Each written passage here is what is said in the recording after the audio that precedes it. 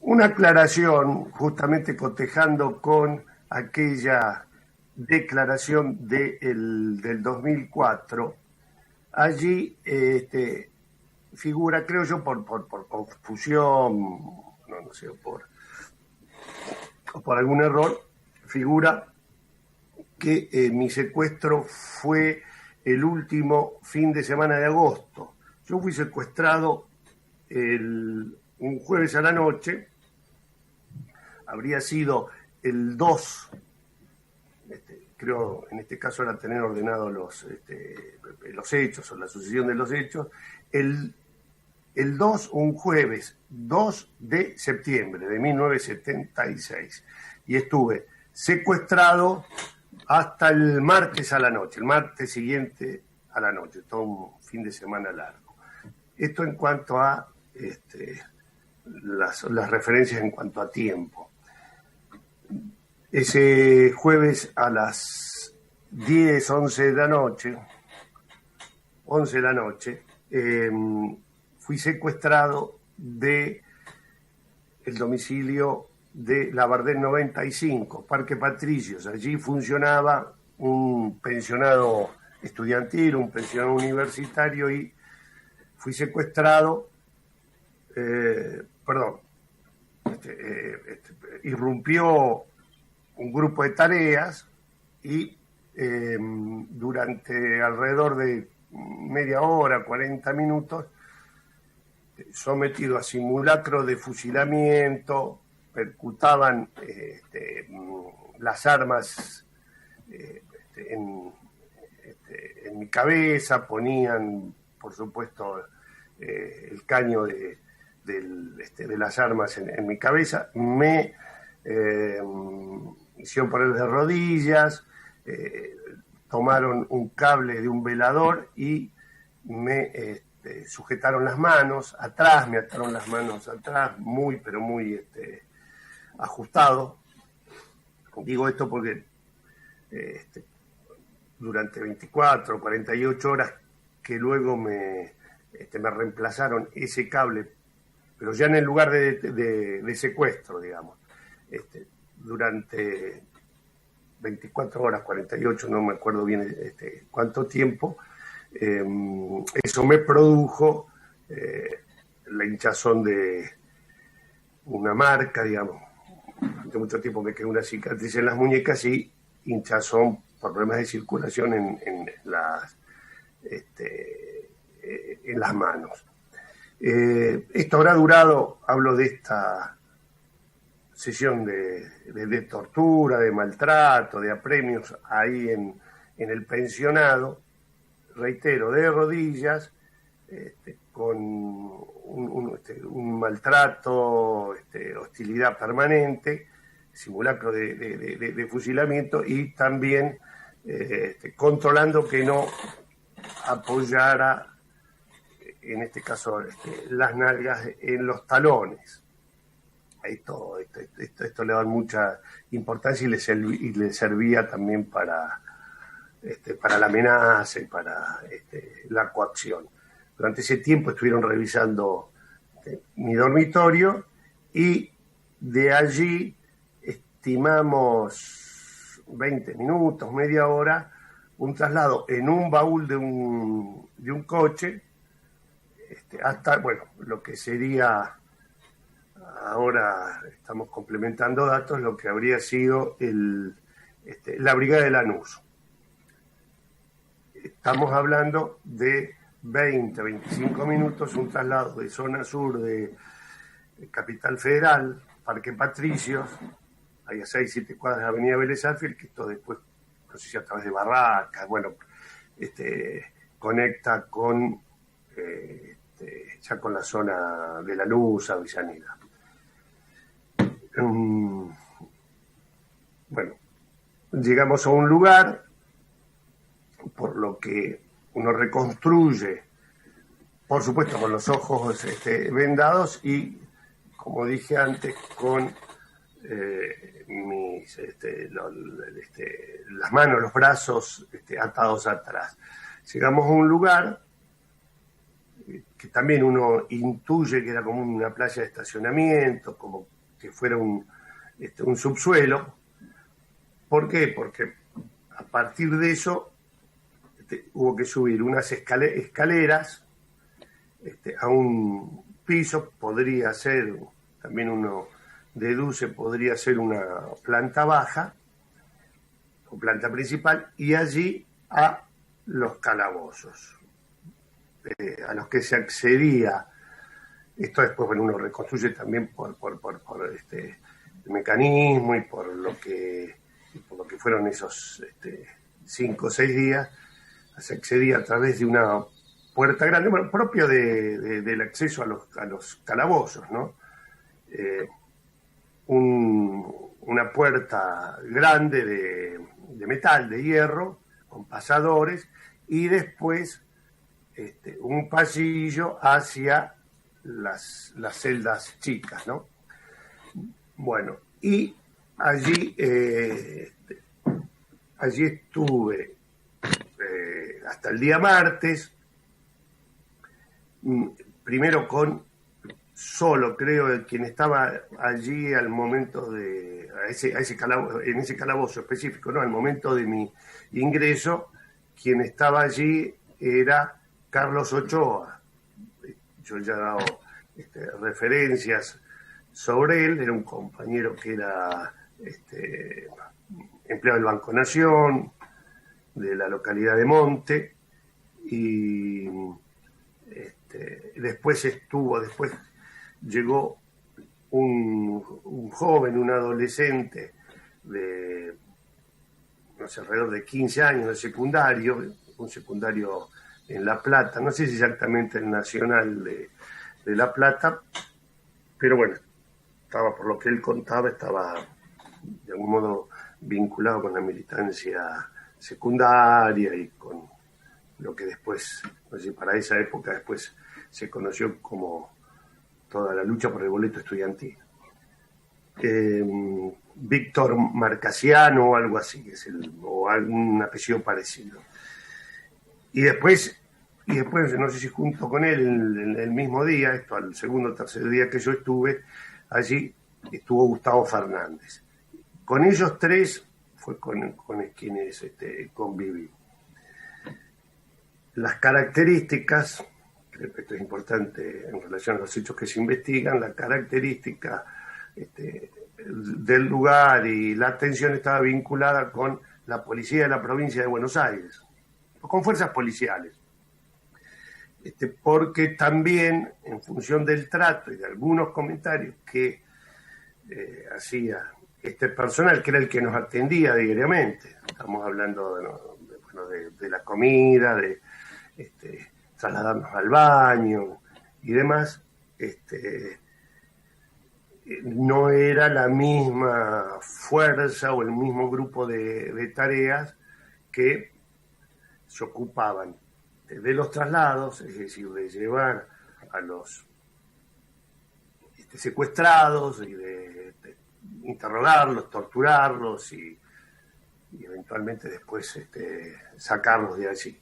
Es decir, todo indica, o la impresión con la que nos quedamos es que ese era un espacio utilizado de la jurisdicción de la provincia de Buenos Aires, de la policía de la provincia de Buenos Aires, utilizado por estos grupos que en el caso nuestro, en el caso personal, se trataría de efectivos del ejército con jurisdicción en cuanto a la represión en Luján y más concretamente provenientes o con referencia o responsabilidades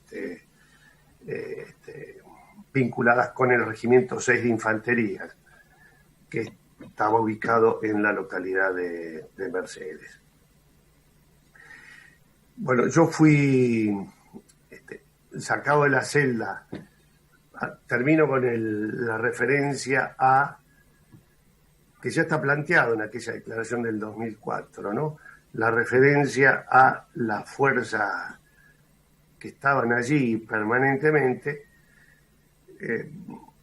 tenían comentarios que los mostraban distantes, digamos, y hasta críticos del procedimiento de estas fuerzas, se supone, ligadas al ejército, ¿no? Tales como que ellos no tenían responsabilidad, sino que en todo caso estas fuerzas utilizaban ese espacio físico y que se equivocaban porque finalmente la represión estaba encaminada, en este caso, por lo que ellos decían, estaba encaminado a perseguir inocentes o jóvenes o militantes de modo injusto. Este tipo de comentarios es lo que hacían ellos, y el trato era finalmente más amigable de aquellos que nos habían secuestrado y nos interrogaban. Bueno, yo fui llevado 2 veces. Este es otro dato importante para la caracterización del lugar, ¿no? Para la identificación del lugar que funcionó como centro clandestino. No solo por lo que viví yo, sino también por lo que uno escuchaba o podía reconstruir. De ese lugar donde estaban los calabozos, no subían un piso más y ahí estaba lo que sería el lugar de tortura y de interrogatorio. Porque también nosotros escuchábamos desde los calabozos donde estábamos, escuchábamos los gritos de los compañeros en las sesiones de tortura. Entonces yo en 2 ocasiones fui interrogado en ese lugar y como otro dato así de nuestra permanencia ahí, el martes a la noche me liberan. A mí me liberan en un coche con Corinne Joly, de una familia muy conocida acá al lado de General Rodríguez, una compañera que era trabajadora social y que prestaba servicios o militaba,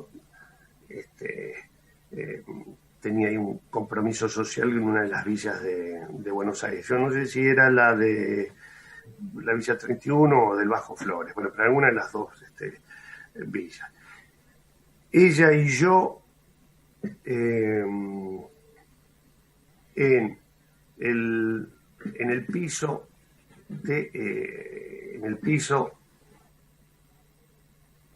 de atrás del coche que nos liberaron, y el hermano Joly también lo trasladan en el baúl del coche a Corinne y a mí, y esto también debe asociarse al lugar o donde hipotéticamente habríamos estado.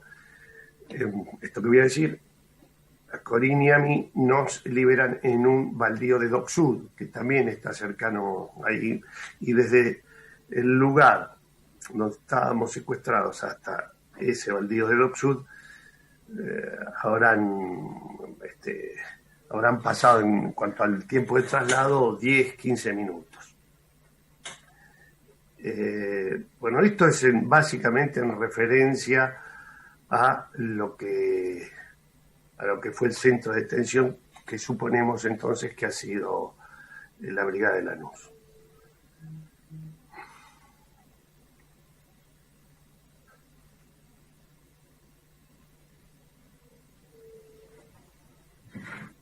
Sí, ¿va a continuar con su testimonio en otra parte o prefiere que las partes le hagan preguntas, señor Prince? No, esta es la base. Seguramente a partir de las preguntas me iré a lo mejor complemento, integro algún otro dato, o a lo mejor recuerdo algo que he olvidado, pero básicamente ese es digamos, el proceso, la secuencia de lo que fue mi secuestro y las referencias en cuanto al centro clandestino de detención, que es concretamente el objeto de este juicio, ¿no? Bien, vamos a dar la intervención entonces a la Fiscalía para que efectúe las preguntas que sean convenientes al señor Prince y después entonces damos paso a las querellas. Gracias, señor presidente. Buen día, Miguel. Gracias por su presencia y por su testimonio. Le quería preguntar con respecto a los victimarios, a las personas que los secuestraron, a las personas que aplicaban las torturas, si tiene alguna manera de identificarlos, algo que recuerde.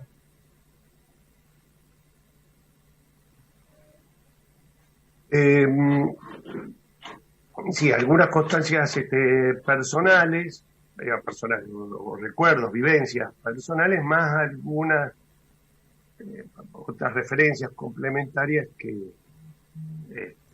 me han sido transmitidas por familiares o por compañeros también que en su momento fueron objeto de secuestro o motivo de investigación, sobre todo aquí en Luján. Digamos, yo he tenido conocimiento de algunas cuestiones, no solamente a partir de lo personal, de quién era mi pareja, la madre de mis hijos después, que fue secuestrada un fin de semana antes, el último fin de semana de agosto. Bueno, y algunos otros compañeros, pero también por en su momento mi condición de abogado de los familiares, de la Comisión Multisectorial de Derechos Humanos de Luján, también como colaborador de Emilio Miñones, del CELS. Hay una serie de datos y de referencias que hacen que retengamos o podamos identificar a una persona que aparecía como el jefe concretamente, ¿no?, del grupo que secuestra a Beatriz Doval, mi pareja en aquel momento, y después a mí, como una persona alta, una voz muy particular, nasal, esto coincidimos también, y que por datos complementarios, como decía, casi todos coincidentes o reiterados, se trataría de un teniente primero que tuvo mucha actuación o mucha presencia en cuanto a inteligencia, procedimientos y demás. Teniente primero Durán, del Regimiento 6 de Infantería. Estas serían, digamos, sería lo más identificable, ¿no? Lo de mayor grado de referencia. Gracias. Y con respecto a... Sobre esta persona, puedo agregar que años, estamos hablando 6, 7 años después, bueno, estos hechos fueron en el 76, pero después, no, casi 10, ya después, a partir del 85, creo que cuando comienzan las azonadas o las sediciones, la rebelión de lo que en aquel momento se llamó los cara pintada, ¿sí?, la resistencia al juzgamiento de los militares, de todas las responsabilidades en torno al terrorismo de Estado, en su momento resistían o se alzaban frente al gobierno de Raúl Alfonsín. Y en ese contexto, no sé si 86 o 87, después del 85, en esa sucesión de levantamientos, ahí aparece Durán, con destino en Salta o en Jujuy, por supuesto, encuadrado, involucrado en estas azonadas. Bien, gracias. Con respecto al lugar, ¿usted en el momento supo dónde estaba? ¿Se dio cuenta después? ¿Tenía alguna referencia de dónde había estado detenido por algún dato? Me faltaba, gracias, me faltaba esa referencia, pues muy significativa. Suponíamos que era zona sur, además de los datos, del tiempo de traslado, donde nos dejaron y demás, hubo un hecho muy particular que era en ese fin de semana largo, esos días que estuvimos allí, se escucha una publicidad oral de un avión, publicidad aérea, que señalaba, promocionaba el funcionamiento, funciones de un circo, y justamente hacía referencia a tantas cuadras del circo X, ubicado en tal lugar, a tantas cuadras de la Plaza de la Luz. Por eso también, más los otros datos que vi antes, deducimos que hemos estado ahí en esa zona. En aquel momento pensábamos Avellaneda, Lanús, zona sur, pero bueno, evidentemente todo coincide que en señalar ese lugar, ¿no? El infierno. Gracias. Comunidad de Lanús. Sí, gracias. Con respecto a los que estaban con usted, Ochoa, Víctor, Gustavo, ¿recuerda cómo estaban ellos, el estado en el que estaban? Bueno, en el caso de Ochoa, son un estado, de mucho castigo, de mucha tortura. También los días que yo estuve, 1 o 2 veces también lo llevaron para ser interrogado y la verdad volvía en un estado realmente conmovedor, ¿no? En el sentido de que muy maltratado, muy castigado. Lo mismo Gustavo, no me acuerdo si fueron 2 veces o 1, pero también a Gustavo lo torturaron. Y el otro chico estaba muy asustado, un chico de 15, 16 años, Víctor. Esto es lo que recuerdo. ¿Recuerda a alguien más que estuviera allí?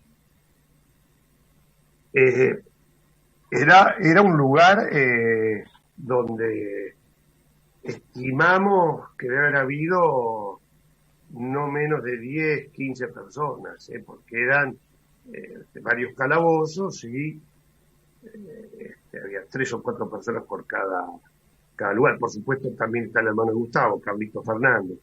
Estaba Jolie, el hermano de Corín, y bueno, y algunas otras, creo que alguna otra gente, General Rodríguez también. Pero lo menos 10, 12 personas. Ajá. ¿Les daban de comer?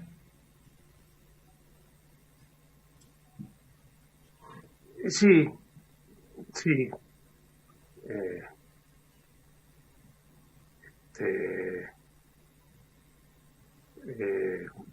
Comida que, bueno, que uno conoce, ¿no? En función también de la profesión y conocer el funcionamiento de lugares de detención comunes,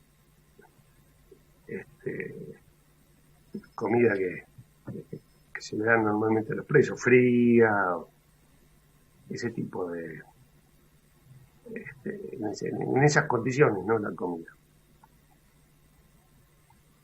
¿A usted lo interrogaban ahí adentro? En su caso, ¿sobre qué lo interrogaban? A mí me interrogaban, digamos, no tenían demasiado la verdad, para interrogarme, porque evidentemente yo no sé si de la documentación que encontraron donde yo estaba viviendo, por algunas otras circunstancias posteriores, supongo yo, o asociaciones que hicieron, o circunstancias posteriores a mi secuestro. Yo hacía casi 2 años, al principio del 74, que estaba desvinculado a la organización en la que yo milité, ¿no? Que era Montoneros, principio del 74, o sea, estamos hablando de agosto, septiembre del 76. Yo no sé si por eso, o por, no sé, por algunas otras circunstancias, pero me preguntaban sobre compañeros de Luján. De Luján. Básicamente esto yo lo dije ya en los juicios por la verdad. Preguntaban por 2 apellidos, Kelly y Palazzo. Muchas gracias. Bueno, muchas gracias, Miguel. Por el momento no tenemos más preguntas, señor presidente. Gracias. Gracias, doctor Miranda. ¿Las querellas? Señor presidente. Doctora Santos Moro, la escuchamos. Sí. Buenos días, Miguel. Bueno, en primer lugar, agradecerte el testimonio. Solamente unas preguntas concretas. Te referiste a Corinne Holly. ¿Has tenido contacto con ella?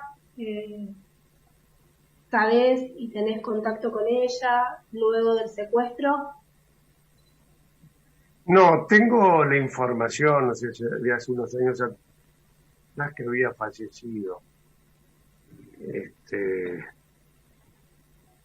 Y nos liberan, como dije, en un baldío de Dock Sud, y allí tomamos un micro, el 130, si mal no recuerdo, que es un micro que viene desde Zona Sur, ingresa a Capital Federal por el Bajo, por Paseo Colón y demás. Y nos bajamos detrás de la Casa Rosada y pasamos por la Plaza de Mayo, y ella tomó en dirección hacia Diagonal Norte, allá al costado del Cabildo, y yo tomé en dirección hacia Corrientes y Suipacha, me acuerdo, porque obvio no había red, no había telefonía celular y demás, y en aquel momento, creo que todavía, ahora propiedad de Telefónica, pero hay una estructura importante de lo que era en aquel momento Entel, y había teléfonos, hay una estructura grande de teléfonos públicos, y bueno, y ahí pude hablar con amigos y con familiares para avisarle que estaba bien, que estaba liberado.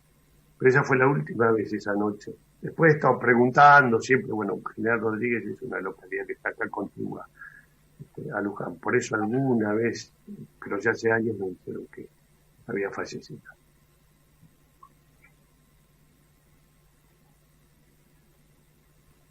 ¿Alguna pregunta para ella? Sí, señor presidente. Quería consultarte, te referiste a Corín y a su hermano, si nos podrías dar más detalles, si recordás en qué situación estaba.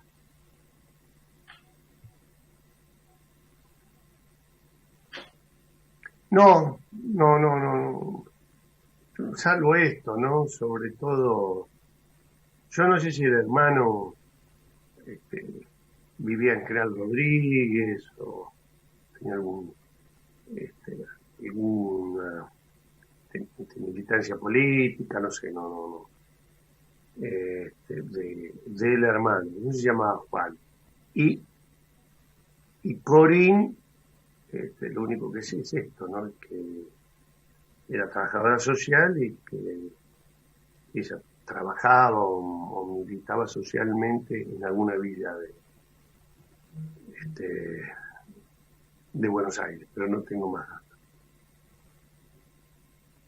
Una pregunta con respecto al momento del secuestro.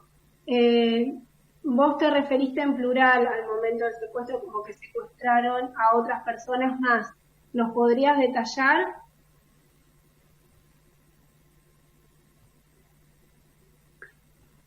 No, quizás es una, a ver, no sé si es un modismo, una costumbre, para hablar de la primera persona del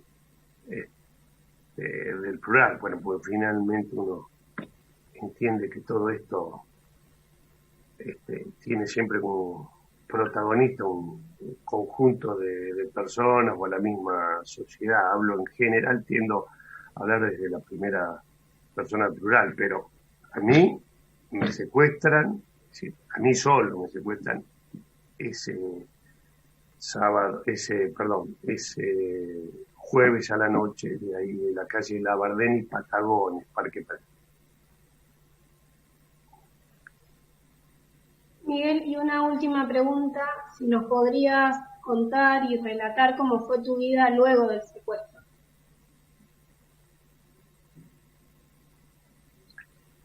Bueno, normalmente, digo esto porque hemos charlado con otros compañeros, inclusive con Beatriz Global, que coincide con esto, alguna referencia complementaria a esta cuestión de la identificación de los secuestradores, ¿no? Cuenta ella y coincide conmigo sobre la característica de la voz muy particular. Tanto ella como otros casos que uno ha conocido también de víctimas de secuestro, y el caso personal, hay un momento en que dan consejos de vida, o daban consejos de vida, ¿no? Cómo uno tenía que comportarse, no sé si encarrilarse en la vida. Bueno. En el caso de Betty, cuando la llevan, recordaba el otro día, cuando la llevan al lugar donde la liberan, la van aconsejando, y esta persona, y le dice que pues estaba embarazada ella, y le dice que bueno, que se cuide, que se porte bien, y que al hijo le ponga Carlos. No sé si coincidente con el apellido de él, no sé, con el nombre del perdón. Bueno, en el caso, cuando me dicen que me van a liberar, también lo mismo, que consejos de vida, y me dicen que no vaya a Luján, que por un año, no sé, una cosa así, por ejemplo, no vaya a Luján. Por supuesto, ahora hablo de las consecuencias de todo esto, hasta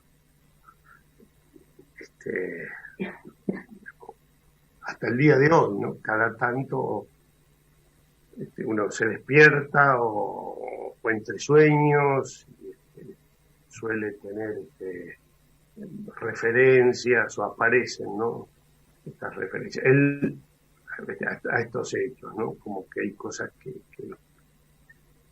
uno todavía no ha terminado de digerir o de entender o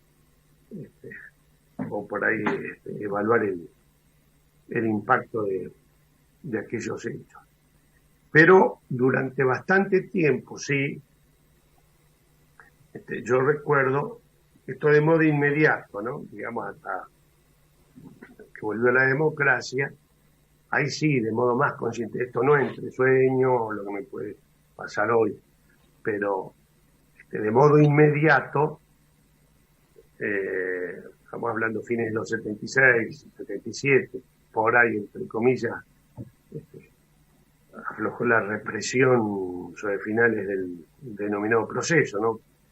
Podemos decir 80, 81, ya cercanos la terminación del proceso. En aquel momento vivíamos una situación de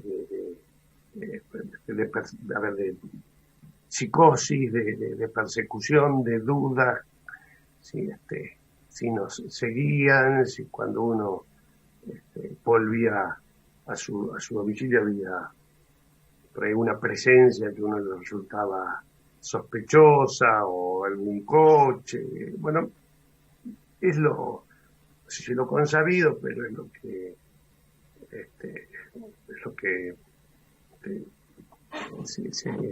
se plantea en este tipo de situaciones, ¿no? De convivir con esas sensaciones realmente tenebrosas, ¿no?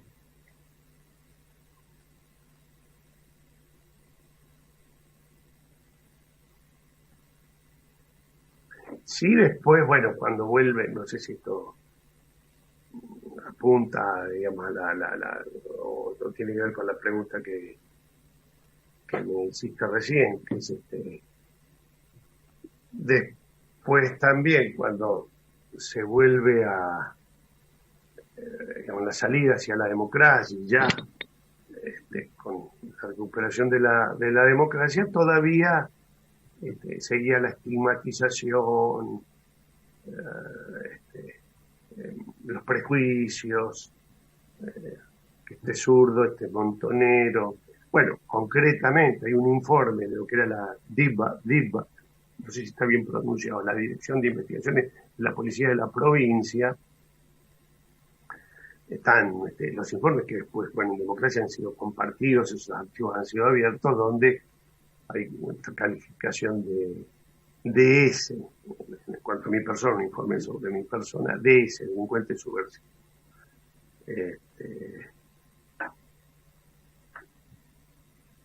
Esto en términos de las consecuencias, ¿no? Lo que se me preguntaba recién sobre cómo siguió la vida de uno, ¿no?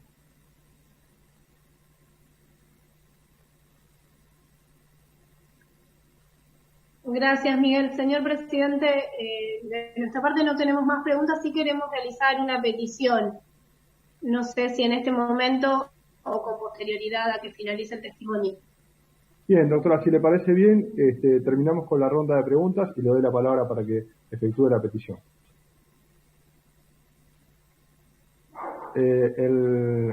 ¿Alguna querella más para preguntar al señor Prince? Muy bien, muchas gracias. No, doctora. ¿Alguna pregunta más por parte de las querellas? ¿Alguna pregunta más por parte de las defensas? No, señor juez. No, gracias. Bien, los colegas, ¿alguna pregunta para el señor Prince? No tengo preguntas, señor presidente. No, muchas gracias. Bien, doctora Santos Morón tiene la palabra para efectuar la petición.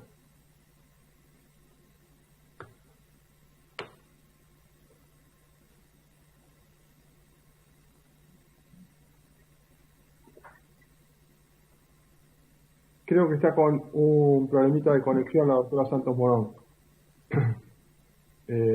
La guardamos, que se pueda reconectar o... Señor presidente. Doctora Garralda, sí.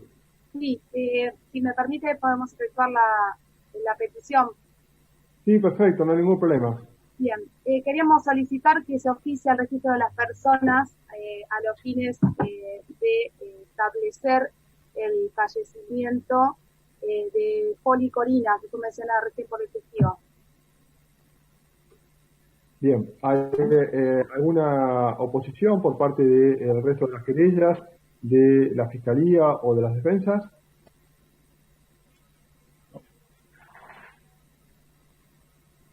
No, ninguna oposición. Si no hay oposición, entonces vamos a hacer lugar al pedido y vamos a disponer el tratamiento del oficio conforme lo ha solicitado la Querella de Justicia Ya, en este caso por la doctora Pía Garralda y la doctora Santos Morón. Gracias, señor presidente. Bien. Si no hay más preguntas, entonces para el señor Prince Señor Prince, le agradecemos su presencia nuevamente en representación del tribunal. Si necesita, por supuesto, una certificación, vía mail se la podemos otorgar por todo el tiempo de su presencia y le reiteramos la gratitud por el prestarse a la declaración y todo el tiempo de su estancia frente al tribunal.